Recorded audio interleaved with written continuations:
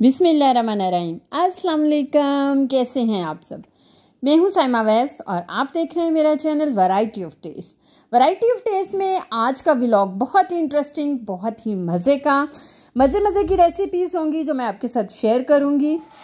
कीमे वाला पराठा होगा, दोपहर के खाने में हम बनाएंगे अरबी का सालन और शाम में स्नैक्स के साथ चाय होगी और कुछ किचन आइटम सिखाऊंगी मैं आपको। तो जनाब, इस इंटरेस्टिंग से व्लॉग के लिए आपने मेरी पूरी वीडियो एंड तक देखनी और इसे किसी भी स्टेप को स्किप नहीं करना। तो चलिए जल्दी से अपने व्लॉग को करते हैं स्टार्ट। अच्छा, यहाँ पे है सुबह का टाइम और मैं जो है वो पराठा बना रही हूँ कीमे वाला। यहाँ पे मेरे पास कुछ भुना हुआ कीमा था, मैंने एक सालन बनाया था, उसमें से थोड़ा सा निकाला था। उसमें मैं डाल रही हूँ चॉप किए हुए प्याज और चॉप की हुई हरी मिर्चें 2 से 3 अदद। अच्छा, मैं बच्चों के लिए बना रही हूँ तो मैंने इसमें ज़्यादा स्पाइसेस ऐड नहीं करने। थोड़ी सी मैंने कुटी हुई लाल मिर्चें डाली हैं, थोड़ा सा नमक ऐड किया है क्योंकि नमक जो है ना वो कीमे में भी ऑलरेडी मौजूद है, और थोड़ा सा मैंने इसमें धनिया पाउडर डाला है। इन चीज़ों को डाल के अच्छे से मिक्स कर लेंगे हम लोग। और इसमें जो है ना वो मैंने थोड़ा सा हरा धनिया भी डाला था। मिक्स कर लेंगे और बाद में 2 छोटे छोटे पेड़े लेंगे हम लोग। अच्छा, हमारे घर में जो बच्चे हैं ना वो मोस्टली नाश्ते में या तो अंडे लेते हैं या फिर दही वगैरह के साथ जो है वो नाश्ता करते हैं, और या फिर इस तरह से होता है कि कोई वेजिटेबल वाला सालन बनाया हो तो उसके मैं पराठे बना दूं, या फिर आलू के पराठे, वो शौक से खाते हैं। इसके अलावा सालन वगैरह जो है ना वो नहीं खाते। तो यहाँ पे मैंने 2 छोटे छोटे पेड़े ले लिए हैं। उसके एक के ऊपर जो है ना वो मैंने अपना कीमे वाला मटीरियल रखा है, और उसके ऊपर जो है ना वो हम दूसरा पेड़ा रखेंगे। रखने के बाद इसको अच्छे तरीके से प्रेस करके हम जो है ना वो एक गोल सा बड़ा सारा पेड़ा बना लेंगे, और फिर बाद में इसको बेल के अच्छी सी जो है ना वो इसकी रोटी बना लेंगे। अच्छा, ये वाला पराठा जो था ना ये भी बहुत ही मज़े का और बहुत ज़्यादा टेस्टी बना था। तो आप जो है ना वो इस तरीके से इसको ज़रूर बनाइएगा। और कीमे में ऑलरेडी मैंने लहसुन अदरक का पेस्ट डाला हुआ है, नमक डाला हुआ है, और साथ में कुछ मैंने खड़े मसाले डाल के ना इसको अच्छे तरीके से इसकी मैंने बुनाई कर ली थी इसको पकाने के बाद। और जो कुछ मैंने बचा के रख लिया था पराठों के लिए, बच्चों के पराठों के लिए, क्योंकि वो शौक़ से खा लेते हैं। तो यहाँ पे देखें, इसको अच्छे तरीके से बेल लें। बेलने के बाद जो है ना हम इसको पैन के ऊपर, जिसको ऑलरेडी मैंने गर्म होने के लिए रखा हुआ है, उसके ऊपर डालेंगे। और बाद में जब एक साइड से अच्छे से पक जाए तो फिर हम जल्दी से इसकी साइड पलट देंगे, और फिर दूसरी साइड पे जो है ना वो हम ऑयल लगाएंगे या फिर घी लगाएंगे। जो भी आपके पास घर में चीज़ अवेलेबल है आप उसके साथ अपने पराठे को बना सकते हैं। तो यहाँ पे देखें, मैंने इसकी साइड जो है ना ये पलट दी है, और यहाँ पे आज मेरे पास था ऑयल, कुकिंग ऑयल में मैं बना रही हूँ पराठे को। तो मैंने सारे बच्चों के लिए बनाए थे, लेकिन एक की रेसिपी जो है ना वो मैं आपके साथ शेयर कर रही हूँ। अच्छा, इसको पलट दें और इसके बाद जो है ना वो इसको इस तरीके से घुमाएं ताकि नीचे से बहुत ज़बरदस्त सा क्रिस्पी भी हो जाए और इसका कलर भी खूबसूरत सा आ जाए। अच्छा, मैंने ना काफ़ी ज़्यादा पराठों की रेसिपीज़ आप लोगों के साथ शेयर की हुई हैं। आप लोग मेरी शॉर्ट वीडियो में भी देख सकते हैं, और मेरी जो व्लॉग्स हैं ना उनमें भी काफ़ी ज़्यादा पराठों की रेसिपीज़ जो है ना वो मौजूद हैं, आप वहाँ पे जाके देख सकते हैं। कीमे वाले पराठे की रेसिपी मैंने आपके साथ शेयर नहीं की हुई थी, तो वो मैंने आज आपके साथ शेयर कर दी है। अच्छा, यहाँ पर देखें, दोनों साइडों से अच्छे से ऑयल लगा के मैंने इसको क्रिस्पी सा कर लिया है। अभी ये बहुत ज़्यादा गर्म है तो मैं आपको खोल के दिखाती हूँ। अंदर से भी इसकी लुक बहुत ज़बरदस्त आई है, और मैंने इसको टेस्ट करके मैं यहाँ पे आपको टेस्ट करके भी बताऊंगी कि ये कितना मज़े का बना था। यकीन करें, बहुत ही मज़े का और बहुत टेस्टी बना था। अच्छा, यहाँ पे ना मेरे पास मैंने कुछ किचन के लिए आइटम्स लिए थे, वो मैं आपको दिखाती हूँ। मैंने सोचा था आपके साथ शेयर करूँगी। अच्छा, मुझे जो चीज़ जहाँ पे भी अच्छी लगती है ना मैं उसको वहीं से परचेज़ कर लेती हूँ।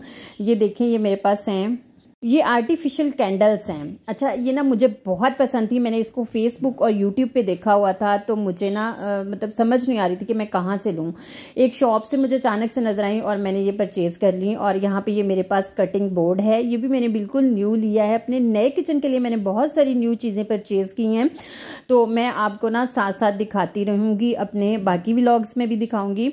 और यहाँ पर आज मैं बना रही हूँ अरबी का सालन, और इसके लिए मैंने प्याज को ना मोटा मोटा सा काट लिया है, और मोटा मोटा सा काटने के बाद हम इसको चॉप कर लेंगे। और मैं आपको अपना न्यू चॉपर भी दिखाऊंगी। बहुत ज़बरदस्त सी आइटम है ये देखें। और जब से मैंने इसको परचेज़ किया है ना, यकीन करें मेरी लाइफ आसान हो गई है। और इसके साथ ना ये ब्लेड्स हैं, और इसके साथ जो सेकंड आइटम ये दी हुई है ना, ये आपकी डो को तैयार करने के लिए, मतलब जब आपने आटा वगैरह गूंदना है तो आप ये यूज़ कर सकते हैं। और साथ में इसका हैंडल है और इसको लगा के ना अब हम इसमें प्याज डालेंगे और मैं आपको बताऊंगी कि कुछ ही सेकंड्स में ये प्याज को इतना बारीक चॉप कर देगा ना। आपने जब भी प्याज को बारीक चॉप करना हो, आपने ऑमलेट में डालना हो या आपने कीमे में डालना हो या आपने कोफ्ते बनाने हो या आपने कबाब बनाने हो, तो आप इसमें इजीली प्याज को चॉप कर सकते हैं। जितना ज़्यादा बारीक आप चॉप करना चाहें बहुत आसानी से हो जाता है।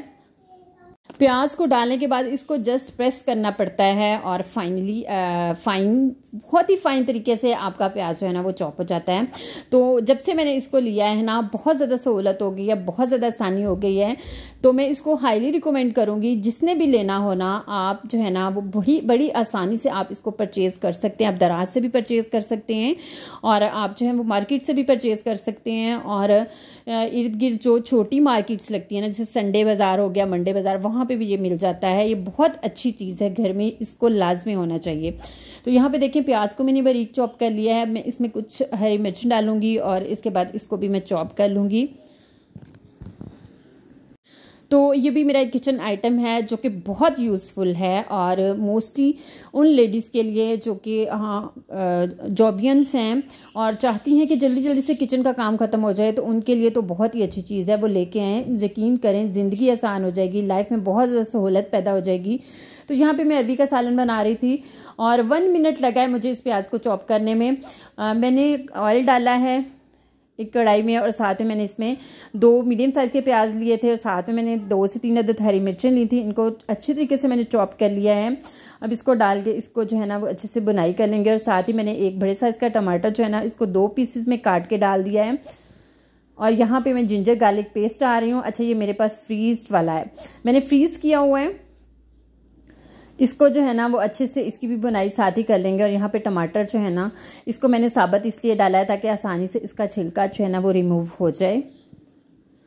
अच्छा, यहाँ पे देखिए मैंने ना इसका छिलका बड़ी आसानी से रिमूव कर लिया है। और इसके बाद मैंने इसमें 1/2 टीस्पून नमक डाला है, 1/2 टीस्पून हल्दी पाउडर डाला है, 1 टीस्पून पिसी हुई लाल मिर्चें, थोड़ा सा मैंने इसमें धनिया पाउडर डाला है और 1/2 टीस्पून ही मैंने इसमें कूटी हुई लाल मिर्चें डाली हैं। अच्छा, नमक मैंने इसलिए कम डाला है क्योंकि अरवी जो है ना उसको छीलने और काटने के बाद मैंने इसको नमक लगा के अच्छे तरीके से वॉश कर लिया था, तो उसमें भी थोड़ा बहुत नमक होगा, इसलिए मैंने यहाँ पर नमक जो है ना वो थोड़ा कम डाला है। इसके बाद हल्का सा पानी लगाएंगे ताकि मसाले वगैरह जो है ना वो नीचे ना लगें और अच्छी सी बुनाई कर लेंगे मसाले की। और यहाँ पे हमने देखना है कि ऑयल सेपरेट हो जाए। जब ऑयल सेपरेट हो जाएगा ना तो फिर हम इसमें अरवी डालेंगे। ये देखें ऑयल सेपरेट हो चुका है। अरवी जिसको कि मैंने गोल शेप में काटा हुआ है, इसको डाल दें, मिक्स करें इसको अच्छे से। बहुत मज़ेदार ये सालन बनता है। थोड़ा सा पानी डाल दें, इतना कि उसमें आपकी अरवी जो है ना वो अच्छे तरीके से गाल जाए। तो यहाँ पे देखिए मैंने इसमें थोड़ा सा पानी डाल दिया है, मिक्स कर लेंगे इसको अच्छे से। और थोड़ा मुझे पानी कम लगा था तो मैंने इसमें थोड़ा सा पानी और ऐड किया था। इसको मिक्स कर लेंगे दोबारा अच्छे से और बाद में इसके ऊपर कवर लगा देंगे और इसको मीडियम टू स्लो फ्लेम पे पकने के लिए रख देंगे। 10 से 12 मिनट लगेंगे और आपकी अरवी जो है ना वो ज़बरदस्ती पक के रेडी हो जाएगी। दरमियान में आपने वक्फे से चम्मच जो है ना वो लाजमी चलाना है ताकि ये नीचे ना लगे। अच्छा, यहाँ पे देखें सालन जो है ना वो ऑलमोस्ट पक चुका है और इसमें मैंने थोड़ा सा गरम मसाला डाला है, ऑलमोस्ट 1 टीस्पून, और 3 से 4 अदद हरी मिर्ची काट के डाली और थोड़ा सा धनिया डाला है। सालन हमारा रेडी हो चुका है। अब हम इसको प्लेट में निकालेंगे। तो जब तक मैं इसको प्लेट में निकाल रही हूँ, आप जल्दी से मेरी वीडियो को लाइक कर दें, शेयर भी कर दें अपने फ्रेंड्स के साथ, अपने रिलेटिव्स के साथ, अपने जानने वालों के साथ। और हम्बल सी रिक्वेस्ट है, अगर मेरे चैनल पे फर्स्ट टाइम आए हैं या मेरी वीडियो को फर्स्ट टाइम देख रहे हैं तो जनाब जल्दी से मेरे चैनल को सब्सक्राइब कर दें। यकीन करें आपका ज़्यादा टाइम नहीं लगेगा, जस्ट 2 से 3 सेकंड ही लगेंगे। तो हमारा मज़ेदार सा अरवी का सालन जो है वो रेडी हो चुका है।